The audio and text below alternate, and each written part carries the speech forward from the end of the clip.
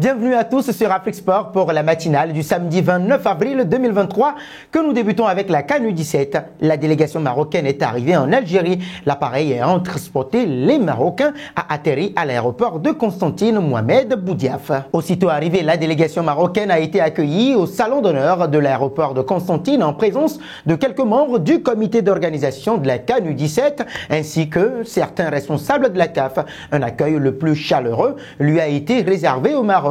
Par la suite, les lionceaux de l'Atlas ont été conduits à leur lieu d'hébergement en attendant d'entamer les entraînements. Le Maroc est versé dans le groupe B en compagnie du Nigeria, de l'Afrique du Sud et de la Zambie. Pour rappel, les autorités algériennes ont permis au Maroc de fouler le sol algérien par une ligne directe. Seule exigence, les Algériens ont exigé que le transporteur soit une compagnie étrangère et non l'ARAM, comme cela a été exigé par la Fédération royale marocaine de football. La FMRF a fini par louer un appareil auprès de la compagnie roumaine Easy Est, qui a transporté la sélection U17 à Constantine.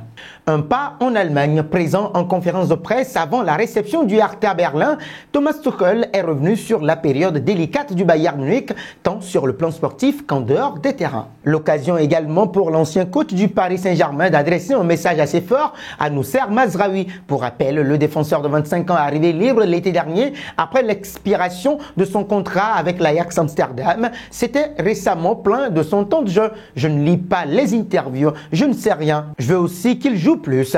Tout le monde reçoit un maximum de soutien de notre part et ensuite tout le monde est mis au défi. Si vous n'obtenez que 5 minutes, vous devez livrer dans les 5 minutes. Vous devez toujours être à votre meilleur niveau. Ensuite, vous vous préparez. Souhaiter quelque chose est une chose, forcer quelque chose en est une autre. Le message est passé. Nous voici arrivés à l'instant quiz avec 3 indices pour connaître notre joueur mystère du jour. Premier indice, je suis un milieu de 29 ans. Deuxième indice, je joue en Bundesliga depuis 2020. Troisième indice, j'ai joué pour Liverpool et la Juventus. Qui suis-je? Vos réponses sont attendues en commentaire. Nos félicitations à tous ceux qui ont répondu Kyle Walker lors de la dernière matinale. C'était le joueur à trouver puisqu'il est un défenseur de 32 ans de la Premier League qui a déjà joué pour Tottenham. Il a remporté 4 fois la Premier League. Filons au Barça. C'est à calciomercato.com que les agents de Franck Kessié ont parlé. Ils affirment, selon la presse italienne spécialisée dans les transferts, que les infos envoyant leurs joueurs à l'Inter Milan sont fausses.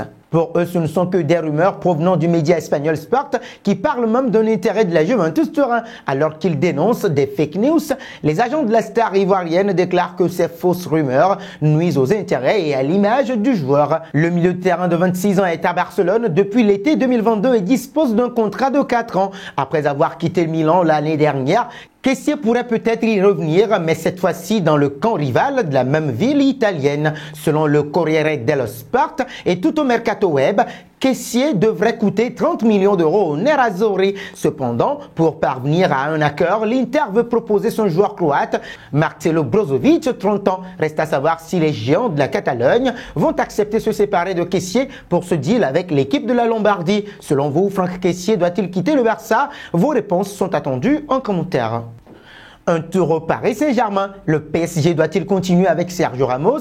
Au début de saison, les réponses auraient été unanimes en raison de son très haut salaire et de ses absences à répétition qui l'ont forcé à ne disputer que 13 rencontres lors de l'exercice 2021-2022. Mais cette saison, l'Espagnol de 37 ans a bien rebondi et a su montrer des performances intéressantes en championnat ainsi qu'en Ligue des Champions, même s'il a pu manquer de régularité dans l'enchaînement des rencontres. En ce sens, et ajouté à la blessure de Presnel Kimpembe et les incertitudes sur l'état physique de Milan Skriniar qui débarquera cet été, le Paris Saint-Germain change d'avis sur Sergio Ramos. Selon les dernières révélations du Parisien, plusieurs facteurs montrent que l'ex-international espagnol voudrait continuer l'aventure au Paris Saint-Germain. Au-delà d'un état physique plus que solide, 27 rencontres de Ligue 1 disputées, un but, une passe décisive, on apprend que Sergio Ramos souhaite toujours côtoyer le plus haut niveau européen après la dernière campagne de Ligue des Champions disputée. De plus, il serait prêt à faire quelques efforts financiers pour assurer sa prolongation. Pensez-vous que ce serait une bonne idée pour le Paris Saint-Germain de conserver Sergio Ramos? Vos réactions sont attendues en commentaire. Partons en Allemagne, poussé vers la sortie du côté du Bayern Munich, Sadio Mané pourrait être une option pour le Paris Saint-Germain. Luis Campos connaît déjà le prix à payer. Nous vous le révélions hier, Sadio Mané aurait été proposé au Paris Saint-Germain qui a fait du recrutement d'un attaquant sa priorité estivale. Et le double ballon d'or africain 2019-2022 serait même disponible pour une poignée de main. Quoique gêné par une blessure qui l'a tenu éloigné hors des terrains pendant plusieurs mois, Sadio Mané ne semble pas vraiment à son aise au Bayern Munich. Positionné dans un rôle de numéro 9 qu'il n'affectionne pas particulièrement, l'enfant de Bambali ne serait pas contre un changement d'air la saison prochaine. En priorité, le champion d'Afrique 2022 aimerait revenir en Premier League, mais d'autres destinations comme le Paris Saint-Germain, l'Olympique de Marseille et le FC Barcelone pourraient également lui convenir. Pas forcément opposé au départ de Sadio Mané, le Bayern Munich pourrait se contenter d'une enveloppe de 20 millions d'euros pour le laisser partir. Le Paris Saint-Germain est donc prévenu.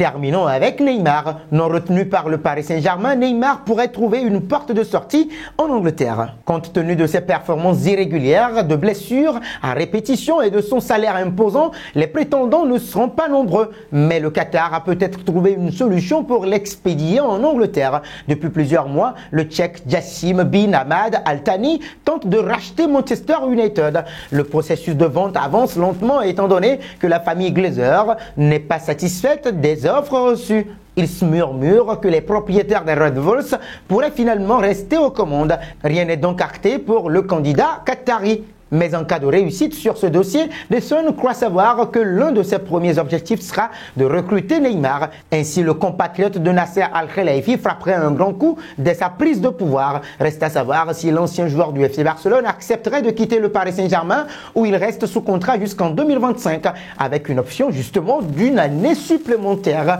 Connaissant le personnage et son style de jeu, pas sûr que la Premier League soit le championnat qui lui correspond le mieux. Et nous arrivons au terme de cette matinale que nous bouclons avec la question du jour.